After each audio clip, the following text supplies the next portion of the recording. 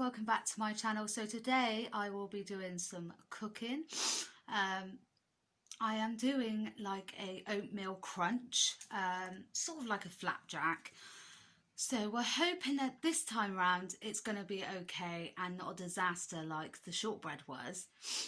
But yeah, I'm also in the next week doing a DIY for Christmas, so look out for that.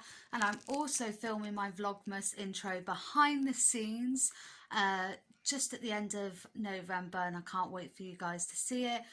And yeah, let's get on to the cooking because yeah, let's just hope this one's a good one.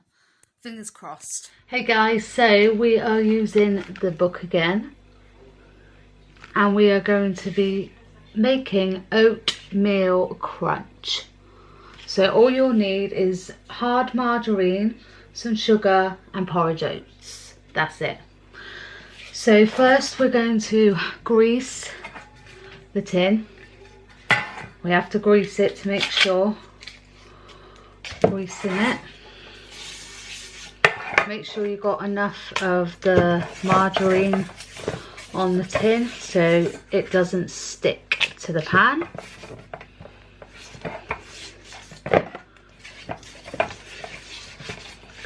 Make sure the edges and everything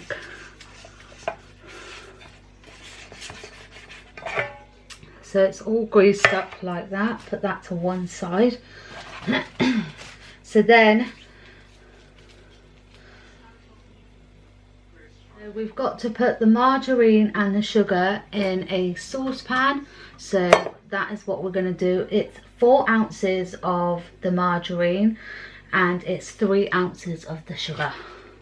So I'm not very good at measuring, so I'm just going to put 4 scoops in. I've never gone wrong with doing it that way. I thought it's always tasted nice, so we'll just see. So we've done the margarine.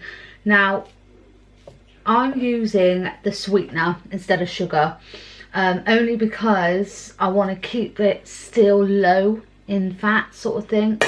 I'm using the margarine to bake cake, so, and then the porridge oat is quite low in fat as well, so realistically it's only the margarine that's really fatty sort of thing. So we're going to be using this, and it says 3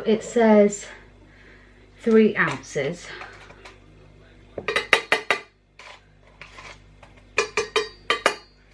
So again, it's just 3 big tablespoons. Again, I'm not good at measuring. Now we're going to go and put it on the cooker to melt. So let's go. So get it on, heat it up, and we're going to just melt it like so. So it's going to be melting like so. So basically my camera just died, the battery just died, so I'm using my phone. So you can hear it sizzling, it's melting. So let's go and check it. Because you don't want to burn it so it goes all brown. You want it to be like a orangey yellowy colour like this. And you just keep stirring till it's all melted. Like so. A nice colour. You don't want it all brown and burnt and you have to start all over again. So now we're going to head over to the station and carry on. So I've just put you in here because obviously I'm on my phone. My battery decided to die on me. So now we're getting the oats. I am going to show you the steps as well. It's just going to be a little bit awkward, so bear with me guys. So the oats is 5 ounces. So I've just got a bowl here so I can sort of measure, and I'm just going to sprinkle and hope for the best. So again, I'm not good at measuring. I'm going to have to be hoovering. So let's see. So I've put you down here. Hopefully you can see. So I've just filled the bowl because they accidentally decided to overflow in. So now it's 5 ounces. We're going to put in the saucepan. So again, guys, not good at measuring. Maybe I should get some measuring stuff for Christmas. What do you guys think? So I've put 5 in. Again, we can always add to it. Again, I don't know how this is going to turn out. I have my tin ready.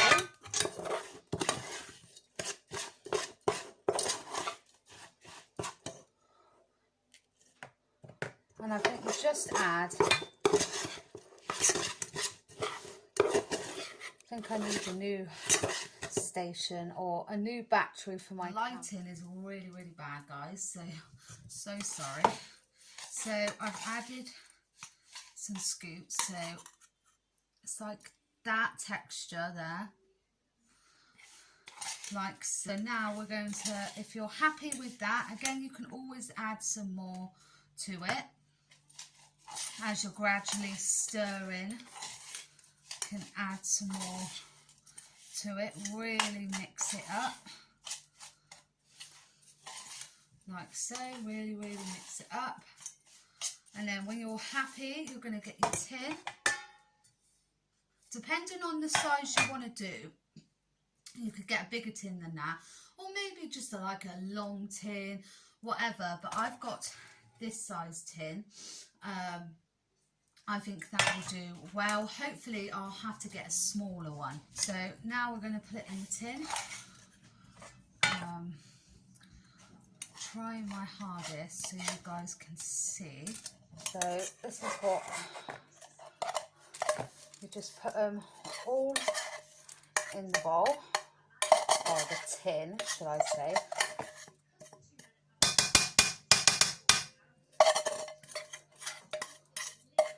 Make sure you get every nook and cranny. We do not want to waste. Move that out of the way.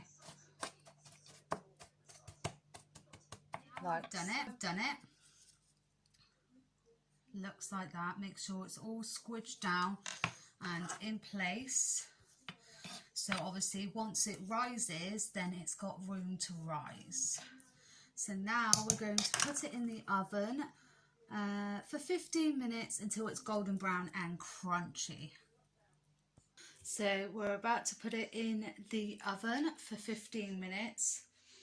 Smells okay. Let's see if this is another fail from the shortbread or an actual win-win. Let's see. So I've just put it in the oven. So let's shut goodbye. So now we have left them in the oven for 15 minutes and I will get back to you once they are done and dusted. So it's just finished. It smells really nice. I'm now going to get it out of the oven and let it cool down for a few minutes. So I've just took it out. It smells really nice as well.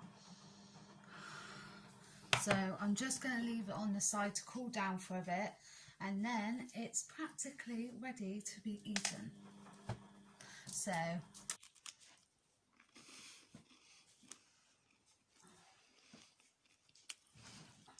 this actually tastes really nice, so I think I did so good with this. Actually tastes like a bit like flapjack. Mum, you love it, don't you? Go me.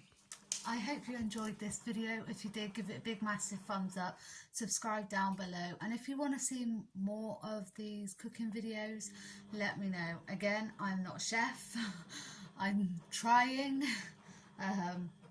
Yeah, but it looks so much better than the shortbread did, so that's a plus. So I might even at the end just give you a snippet of what it tastes like. So enjoy. Bye my butterflies.